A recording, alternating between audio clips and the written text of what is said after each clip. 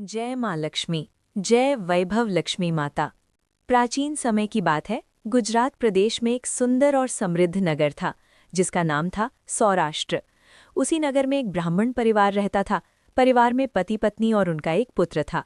पति का नाम धर्मदास और पत्नी का नाम सुमति था। दोनों ही धर्मपरायण, सत्यवादी और भगवान में आस्था रखने वाले थे। वे प्रतिदिन पूजा पाठ करते, अतिथि सेवा करते और ज़रूरतमंदों की सहायता करना अपना कर्तव्य समझते थे। धर्मदास का व्यापार अच्छा चलता था। घर में धन धान्य की कोई कमी नहीं थी।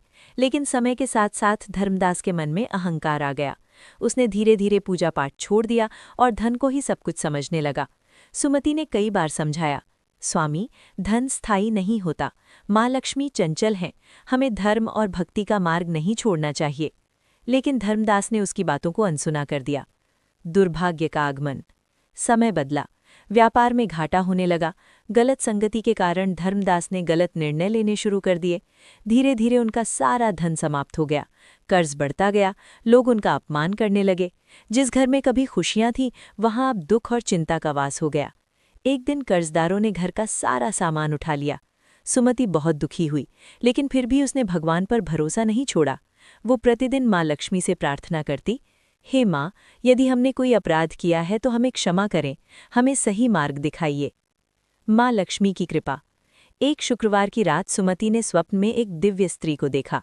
वे लाल वस्त्रों में थीं, उनके हाथों में कमल था और मुख पर अपार तेज था। उन्होंने कहा, वत्से, मैं वैभव लक्ष्मी हूँ, तुम्हारा दुख देख कर आई हूँ। यदि तुम श्रद्धा और नियमपूर्वक वैभव लक्ष्मी व्रत करोगी तो तुम्हारे सभी कष्ट दूर हो जाएंगे। सुमति ने हाथ जोड़कर पूछा, माँ, ये व्रत कैसे किया जाता है? माँ लक्ष्मी ने व्रत की पूरी विधि बताई और कहा, ये व्रत 21 या 11 शुक्रवार तक किया जाता है। श्रद्धा, संयम और पवित्रता ही इसकी आत्मा है। ये कहकर माँ अंतर्ध्यान हो गईं। व्रत का आरंभ। सुबह उठते ही सुमति ने अपने पति को स्वप्न की बात बताई। पहले धर्मदास हंसा, लेकिन फिर बोला, अब हमारे पास खोने को ही क्या है, तुम व्रत करो। पहले ही शुक्रवार को सुमति ने घर की सफाई की, स्नान कर साफ वस्त्र पहने, माँ लक्ष्मी की मूर्ति स्थापित की और श्रद्धा से पूजा की। उसने वैभव लक्ष्मी व्रत कथा का पाठ किया और माँ से प्रार्थना की, हे माँ, मेरे परिवार को सद्बुद्धि दीजिए। चमत्कार शुरू हुआ। कुछ ही शुक्रवार बीते थे कि घर में परिवर्तन दिखने लगा। धर्मदास को एक पुराने मित्र ने छोटा सा काम दिया। धीरे धीरे आय आने लगी, घर में शांति लौट आई, कर्ज कम होने लगा। लेकिन पड़ोस में रहने वाली एक स्त्री ईर्ष्यालु थी। उसने सुमति से कहा, ये सब ढोंग है, व्रत से कुछ नहीं होता। उसकी बातों में आकर धर्मदास ने एक शुक्रवार को व्रत रोकने को कहा। सुमति असमंजस में पड़ गई, लेकिन उसी रात उसे फिर माँ लक्ष्मी का स्वप्न आया। जो व्रत बीच में छोड़ देता है उसे फल नहीं मिलता।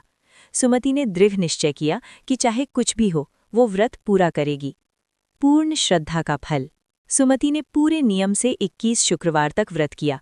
न तो उसने क्रोध किया, न किसी का अपमान। वो सदा सत्य बोलती और दान करती रही। 21वें शुक्रवार को घर में अद्भुत चमत्कार हुआ। धर्मदास का व्यापार फिर से चमक उठा। पुराने कर्ज समाप्त हो गए। उनका पुत्र विद्या में आगे बढ़ने लगा। घर में धन, सुख और सम्मान लौट आया। धर्मदास ने अपनी पत्नी से कहा, मैंने बहुत बड़ी भूल की थी, माँ लक्ष्मी ने हमें क्षमा कर दिया। उस दिन से पूरे नगर में वैभव लक्ष्मी व्रत की महिमा फैल गई। कथा का संदेश। ये कथा हमें सिखाती है कि धन से बड़ा धर्म होता है। अहंकार विनाश का कारण बनता है।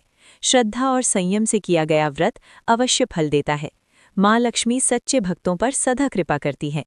जो भी स्त्री या पुरुष श्रद्धा से वैभव लक्ष्मी व्रत कथा का पाठ करता है, उसके जीवन से दरिद्रता दूर होती है और घर में सुख समृद्धि आती है। जय माँ लक्ष्मी माता। आप सभी के घर में धन, सुख और शांति बनी रहे। यदि आप भी लक्ष्मी माता की कृपा पाना चाहते हैं तो इस कथा को शुक्रवार को जरूर सुनें। वीडियो को लाइक करें, शेयर करें और कमेंट में जय लक्ष्मी माता लिखें।